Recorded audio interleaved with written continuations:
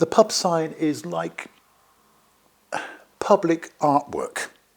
It is seen by thousands and thousands of people every day.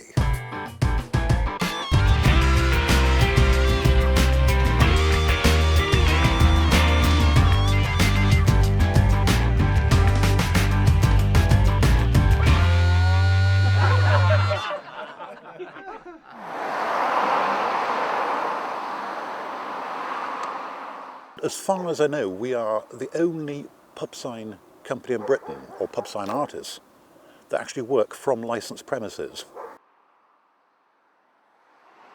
Bob Russell is a sign artist. He lives with his wife Sandie in the 16th century John's Cross Inn near Hastings in Sussex. The origin of John's Cross was the fact that it was a marshalling point for crusaders. They gathered here on top of the hill. In those days, the bottoms of valleys were very boggy. They couldn't get their troops and horses through them, so they travelled along the ridges. They met here under the banner of John of Jerusalem. This was the marshalling point, before travelling down the hill to Robert's Bridge. Because in those days, the River Rother was navigable all the way up to here. Which is absolutely amazing when you look at the small stream it is today. You wouldn't even get a rowing boat up there.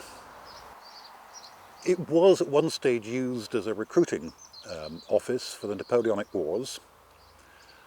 It was actually also used during the same wars towards the end of the war to feed the orphans and widows of those killed in the wars. The building was constructed in 1511. Although licences were not required, or permission wasn't required from the authorities. Somewhere around, I think it was 1562, Edmund Spicer is actually reported as having licence as an alehouse. And essentially what happened in those days, ale was brewed on the premises. This is how pubs began. Saxon women were the home brewsters, selling off any surplus ale to visiting friends and neighbours. By the 18th century, alehouses became public houses, the pub being the publican's home, and the public his guests. This host-guest relationship makes the public house a uniquely British institution.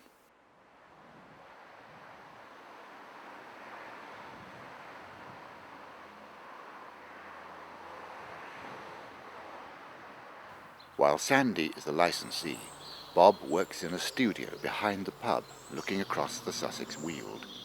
Many, many years ago, more years than I care to remember, I studied fine art at the Somerset College of Art. I then discovered, I'm not sure which sequence was right, girls and alcohol both required money. I could see no way of a young art student making any money, so I went into business.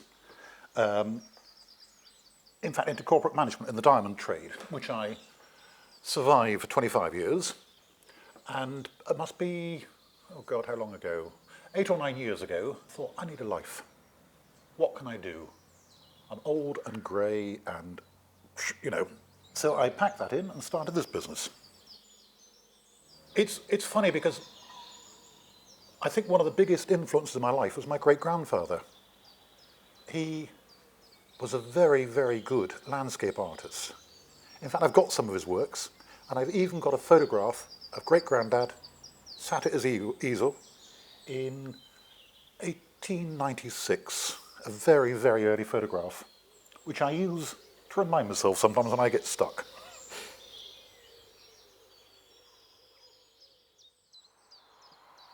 I do not like things that are temporary and transient. I don't want to waste my life doing things that are thrown away in a couple of years' time.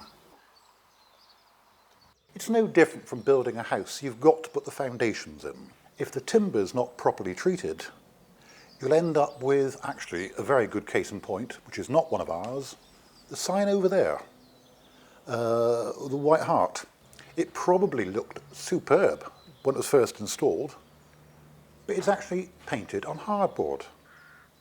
Now, for an external sign, it's a stupid way of cutting cost. The lovely thing about pub signs is the range and diversity. Pub names cover virtually every aspect of history, of geography, right across the board.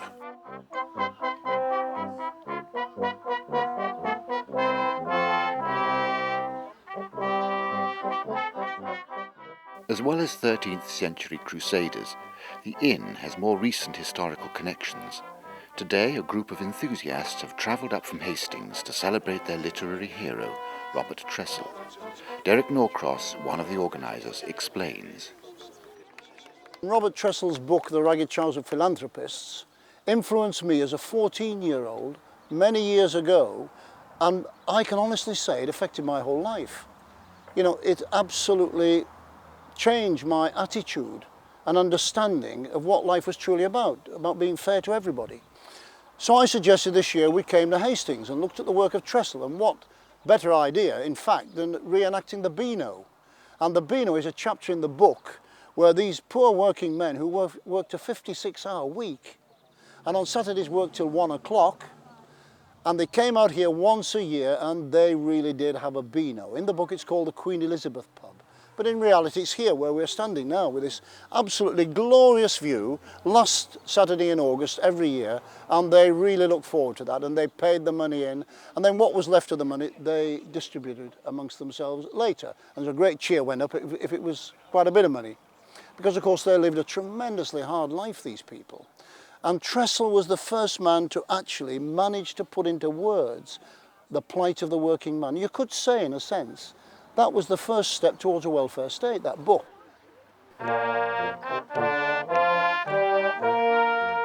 How many it sold, heaven only knows. And when you think about when he wrote it in Hastings, which he called Mugsborough, hasn't changed, and he wrote that in about 1908 to 1910, and then in 1911 off he went to emigrate to Canada because he was disillusioned. You know, he couldn't earn enough money, there weren't enough opportunities, there was unemployment, and he left Kathleen, his daughter, behind, and off he went to go to Canada. And in Liverpool he contracted pneumonia, died, and was actually buried. This man who wrote this wonderful manuscript was buried in a pauper's grave. Just doesn't seem right. And when the book was published in 1914, what did the family get for it? £25. And when you go from Sussex, wherever you... Reg Johnson is a celebrity here today. He married Tressel's granddaughter, Joan.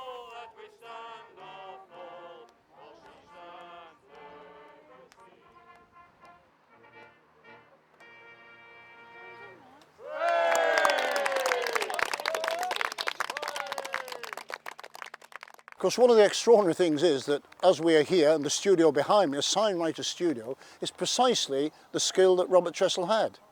Because he was a highly skilled signwriter, and in fact, much of his work was in Hastings. Sadly, of course, one of the best specimens was in St Andrew's Church. And I remember dashing down there one day, having been told that they were demolishing the church, and I just arrived too late, the thing had gone. So what a shame that this extraordinary man's work was then demolished. But there's still a lot remaining, and certainly his memory will live forever. One of my missions in life is to promote this craft. I think it's important. Well, it's important to me, perhaps not to anyone else, to think that something's up there. Not only in your time, your children's time, but your grandchildren's time, makes it worth doing, and makes it worth doing right. I think the only way to be good at anything is to have a little old-fashioned thing called passion. If you have a passion for doing it, I believe with experience you get better and better. Without passion, nobody's good at anything.